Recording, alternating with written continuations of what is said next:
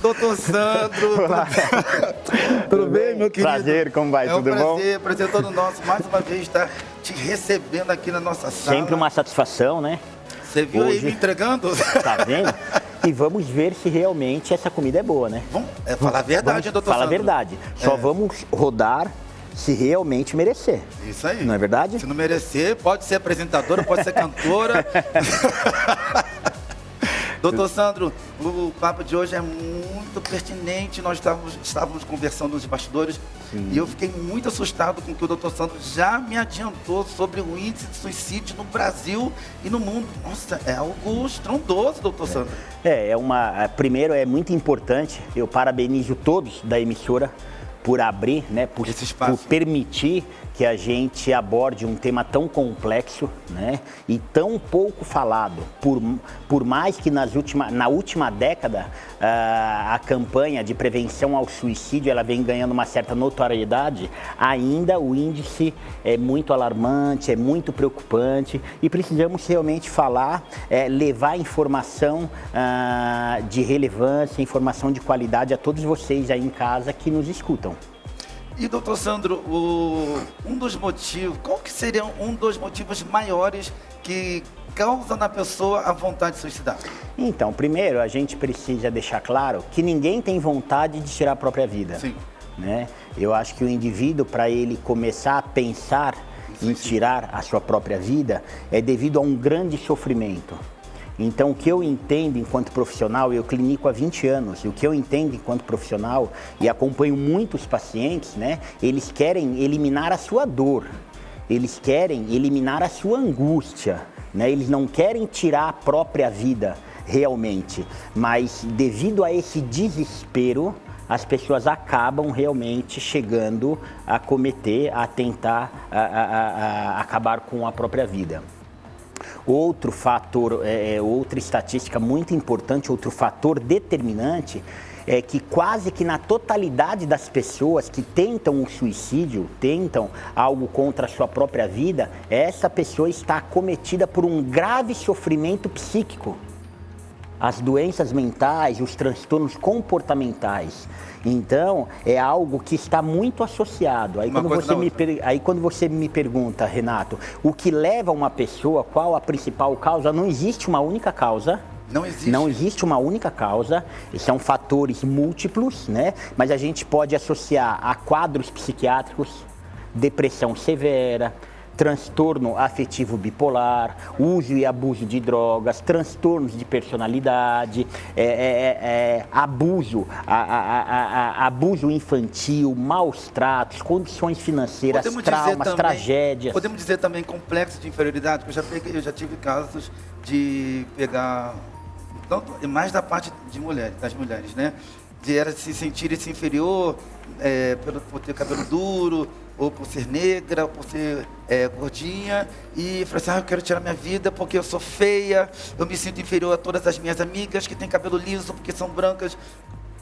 Se encontra num quadro também, então, um complexo de inferioridade? Este sintoma, este relato, né, por si só, não é um precursor, não seria um precedente. Sim. A gente entende este relato com a baixa autoestima voltada a um quadro depressivo. Porque lembra, o que é a depressão, né? O que é a depressão? É um sentimento de desvalia, que é essa coisa, falta do amor próprio, é aquilo que vocês em casa que nos escutam, o seu filho, o seu parente, né, o seu ente querido mudou o comportamento de forma brusca, parou de frequentar reuniões familiares, mudou o jeito de se comportar, teve alteração no sono, alteração no apetite, alteração na sua fala, ficou mais irritadiço ou ficou mais omisso, mais recluso. Lembra-se que as pessoas dão sinais, né? Dão sinais. Então, a gente tem que perceber o que o sinal, porque por vezes as pessoas acometidas por algum sofrimento mental, elas não buscam ajuda com vergonha. Ainda a saúde mental é um tabu e o suicídio é pior ainda. Eita! Porque quando a gente fala em morte, falar em morte já é um grande tabu na sociedade. Sim, falar em morte. Falar ainda do suicídio é pior ainda. E quando a gente coloca essa tríplice ainda voltada à saúde mental, então são três temas delicados: a morte, o suicídio e o transtorno mental.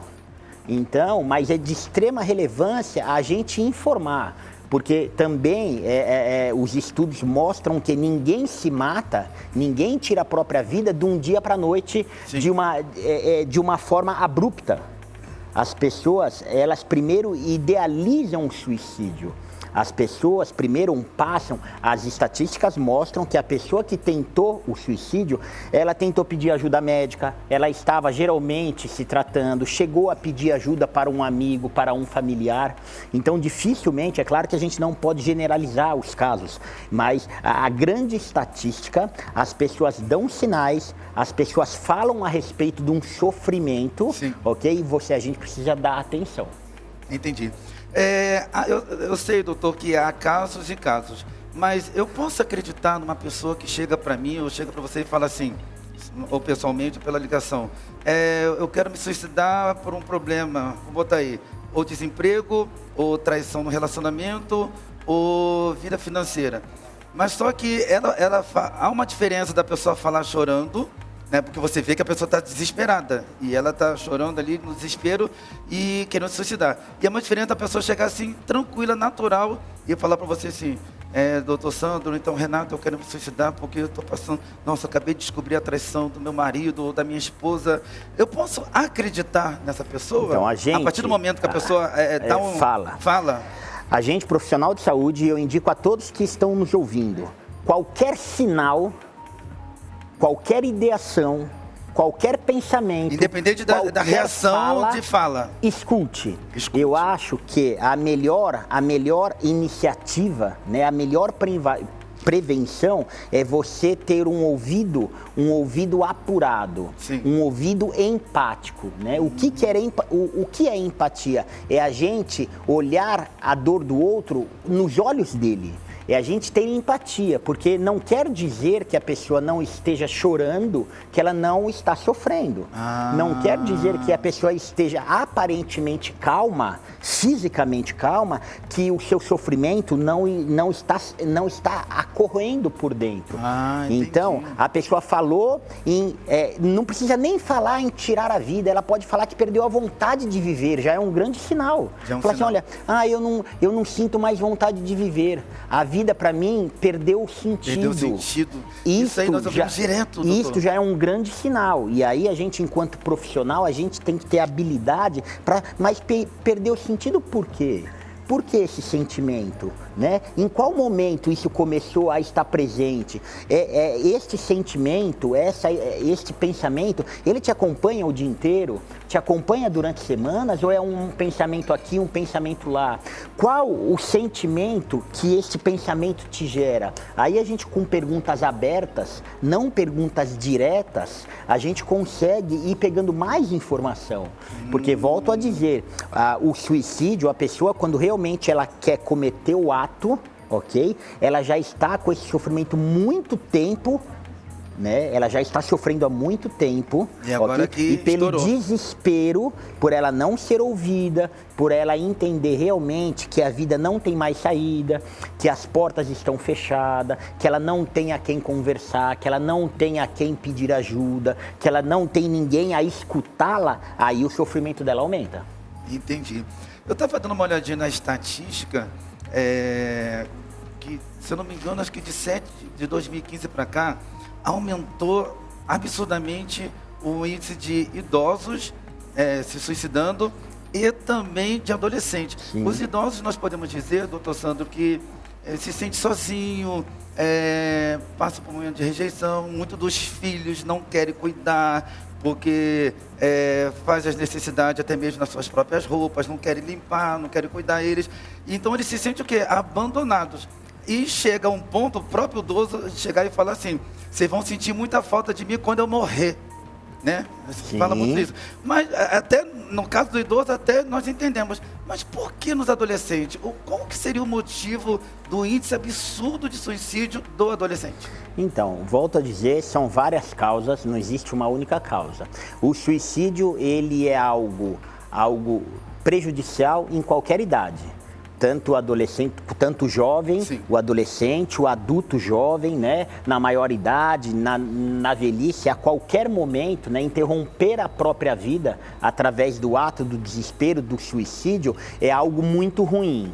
E a gente, enquanto profissional de saúde, a gente tem que tentar ao máximo acolher e escutar essa pessoa.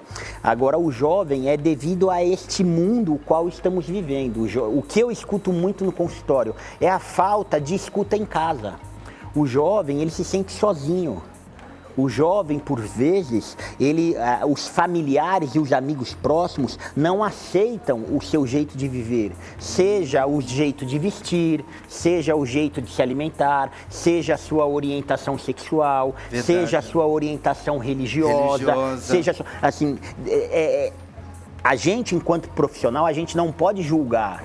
É claro que temos o nosso prisma ético e moral, mas isso serve a mim. O outro eu tenho que acolher, né? Então o jovem, por vezes, ele se encontra em desespero e ele não tem com quem falar. Porque ele chega em casa, hoje, este mundo frenético o qual vivemos, o pai e a mãe é obrigado a trabalhar. Porque a condição financeira, o custo de viver no Brasil está muito alto. Então, por vezes, o pai tem que trabalhar e a mãe tem que trabalhar. O jovem fica em casa sozinho. E quando eles se veem à noite, tá todo mundo muito correndo, muito corrido, tudo muito rápido. Não tem tempo para nada, não tem nem tempo para ele poder desabafar, não tem expor a escuta. A sua necessidade então, não do que ele está tem passando. a escuta, exatamente isso. Então, o que acontece com os jovens se encontram perdidos. E aí o que a gente precisa é oferecer uma rede de apoio, amigos sinceros, familiares realmente que se importa, porque o que a gente escuta muito no consultório é a pessoa acaba não validando o sofrimento do jovem. Não importa se o jovem, ele está sofrendo porque ele está acima do peso. É o sofrimento dele, você tem que avaliar. Sim. Ele está sofrendo porque ele é muito magro, ele está sofrendo porque ele perdeu um relacionamento, ele está sofrendo porque ele foi reprovado na escola. Então não dá para a gente quantificar o que gera sofrimento no outro. O sofrimento do outro pode realmente não representar nada em mim, só que para o outro eu tenho que respeitar. Se ele está dizendo que ele está sofrendo e é perceptível o sofrimento, eu tenho que acolher. Eu tenho que acolher e orientar. Então, a estatística agora, a última década, o suicídio do jovem, né? O suicídio do jovem até os 29 anos aumentou em mais de 10%. Falando em estatística, no mundo, mais de 800 mil mortes. 800 mil mortes por ano. Essas mortes só em por suicídio? ano, só em suicídio, as mortes verificadas. Então a gente entende que a subnotificação elevaria isso para mais de 1 milhão de vidas. Né? Por ano. No Brasil, a gente tem 140 mil mortes no Brasil por ano. O que equivale a 30 mortes por dia. No Brasil, 30 pessoas tiram a sua própria vida todos os dias. Isso nos traz uma morte a cada 40 minutos. É muito... Essa é a estatística? 40 minutos, a cada 40 minutos está morrendo uma pessoa. Então a cada 40 segundos. 40 segundos. A cada 40 segundos. Então, se a gente for ver, é algo muito sério, é algo muito severo, né? Que realmente, 40 segundos no mundo. Então, no mundo, a cada 40 segundos, uma pessoa tira a vida. Nossa. E o mesmo estudo coloca que para cada tentativa, ou para cada fato, 25 pessoas, eles tentam. Então, imagina que para cada fato, a pessoa cometeu suicídio. Neste mesmo momento, 25 pessoas tentaram. Então, se a gente olhar os números, realmente os números são muito assustadores. A gente precisa realmente validar que é algo de saúde pública, é algo que todos precisam estar sabendo, né? Os motivos, perceber os sintomas. Lembra que a pessoa em sofrimento, ela dá sinais. ou pedindo ajuda, ou na mudança do comportamento, ou no baixo rendimento escolar, ou no baixo rendimento profissional, ou no abandono das suas atividades sociais, no abandono do seu relacionamento, no desleixo da sua autopercepção, da sua higiene, né? De como se veste, de como se alimenta. Então fique atento, se você está percebendo um ente querido, algum amigo, alguma pessoa que apresenta esses comportamentos, existem vários lugares para se buscar ajuda. Né? Existem clínicas privadas, como a Somente Clínicas, a gente oferece o tratamento, os CAPs na rede pública, toda cidade, todo bairro tem o Centro de Atenção Psicossocial, lá você vai ter acompanhamento psiquiátrico e acompanhamento psicológico. A gente tem o CVV, é um telefone gratuito, 24 horas, 7 dias na semana, você não precisa sofrer sozinho, peça ajuda, não tem vergonha de falar com um amigo, tem vergonha de falar com um familiar, procure um profissional de saúde, procure o CVV, né? Mas divida a sua dor, porque se você não falar, se o outro não tiver um olhar clínico para a gente profissional, relativamente é fácil observar o sofrimento do outro, que a gente é treinado para isso. Sim, claro. Mas uma pessoa do seu convívio, provavelmente ela não vai perceber a sua alteração de comportamento, de energia. Então, peça ajuda. Entendi. Doutor Sandro, eu quero confessar aqui perante o Brasil inteiro e o mundo que nos assiste, assim como não só eu, como muitas pessoas erraram e pecaram nesse posicionamento que eu falei, que nós começamos aqui no começo, que é acreditar na fala da pessoa só no desespero do choro. Perfeito. Né? Porque eu só acreditava quando a pessoa chegava, Renato, eu quero me suicidar. Né? Aí você vê o desespero, o pranto da pessoa. Que é uma diferença da pessoa estar em prantos e é uma diferença da pessoa chegar tranquila e falar. Perfeito. Renato, olha só, eu terminei meu relacionamento, eu estou decepcionada, eu quero me suicidar. São duas situações totalmente diferentes. Eu não vou mentir, eu ficava assim, eu já cheguei a falar essa palavra. Quem quer fazer, faz logo, não fica falando tranquila do jeito que ela está falando, tão tranquila assim, não quer fazer não. Este estigma de quem quer e não fala, realmente é algo social. É algo criado socialmente, é como dizer que a depressão é falta de Deus. Que a depressão é falta de trabalho, que a depressão é vagabundice. Então, vocês têm que entender, a depressão é uma doença crônica e quando ela não é tratada, ela leva-se à morte, leva-se à tentativa de suicídio. Então, o suicídio é algo muito sério e muito grave, precisamos validar. Então, este pré-julgamento, não existe mais. Porque eu faço uma pergunta, como quantificar, como medir o sofrimento de alguém? Me fala, como que você vai medir a depressão de alguém? Se realmente o que ela está falando é verdade ou não? Como você vai medir a ansiedade de alguém? Como você vai medir a perturbação de alguém? Você tem que, no mínimo, acreditar. Isso chama-se empatia, se colocar no lugar do outro. E a partir do momento que você escute essa pessoa sem julgamento, você estabelece uma relação de confiança e aí a pessoa, por ela falar, o ato da fala é muito terapêutico. Porque quando a gente fala e a gente é escutado, a angústia diminui. A angústia diminui porque as pessoas, por vezes, volto a dizer, se mata por desespero. Não é por vontade de tirar a própria vida. A pessoa que se mata, que quer se matar, que tem a intenção de se matar, é para matar a tristeza, é para matar a angústia, é para matar essa vergonha, essa culpa, seja lá qual for. Então, falando, conversando, sendo acolhida, a gente consegue mostrar que na vida, todos os sentimentos ruins, todas as tragédias têm prazo de validade, acaba. As coisas passam. Então, quem de nós aqui, vocês que estão me escutando, quem nunca passou por uma grande provação, né? Quem nunca perdeu um ente querido, quem nunca sofreu um trauma muito grande, quem nunca foi assaltado, quem nunca venceu um câncer, quem nunca... Uma decepção. Uma decepção amorosa, Sim. né? Uma decepção no trabalho faz parte, os percalços faz parte da vida. No programa passado eu falei sobre resiliência. Resiliência. Resiliência é a capacidade que nós temos de suportar pressões, de suportar tragédias, e não quer dizer que não sofremos, né? Eu me considero uma pessoa resiliente, mas não quer dizer que eu não sofra. Eu sou de carne e osso, eu tenho sentimento, eu tenho as minhas vulnerabilidades, mas não por isso eu me entrego. Verdade. Né? A gente precisa se refazer todos os dias. E quando você achar que está muito difícil, peça ajuda. Faça como eu faço. Faça como o Renato faz. Né? Peça ajuda. É fácil. É verdade.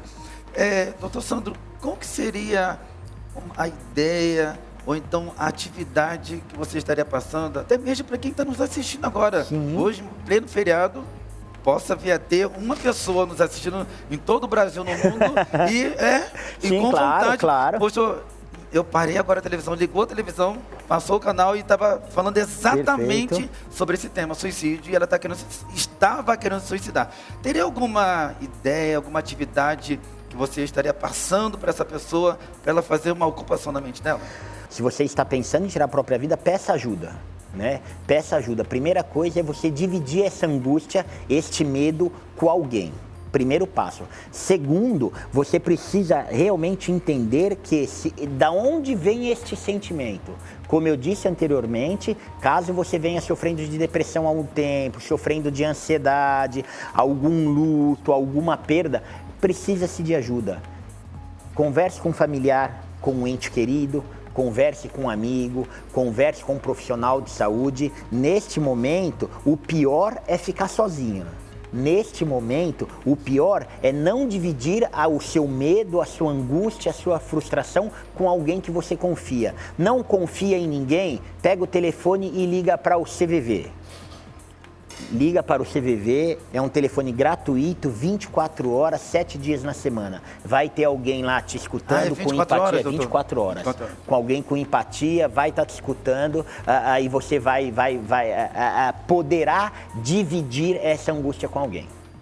É isso aí. Então, pega essa dica que todos vocês estão nos assistindo agora, que o Dr. Sandro está passando para todos vocês, que é o Setembro Amarelo, prevenção contra o suicídio.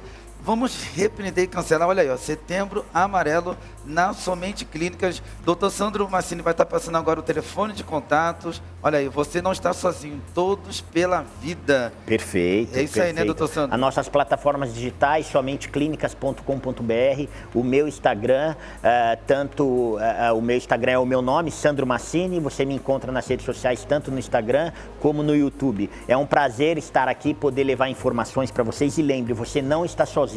O sofrimento, por vezes, ele é inevitável, mas peça ajuda, divide, entrega-se ao outro que iremos te acolher e te ajudar. É isso aí, doutor Sandro Massini, mais uma vez, trazendo aí sempre uma palavra de conforto, palavras bem pertinentes todas as quartas-feiras. Muito obrigado mesmo.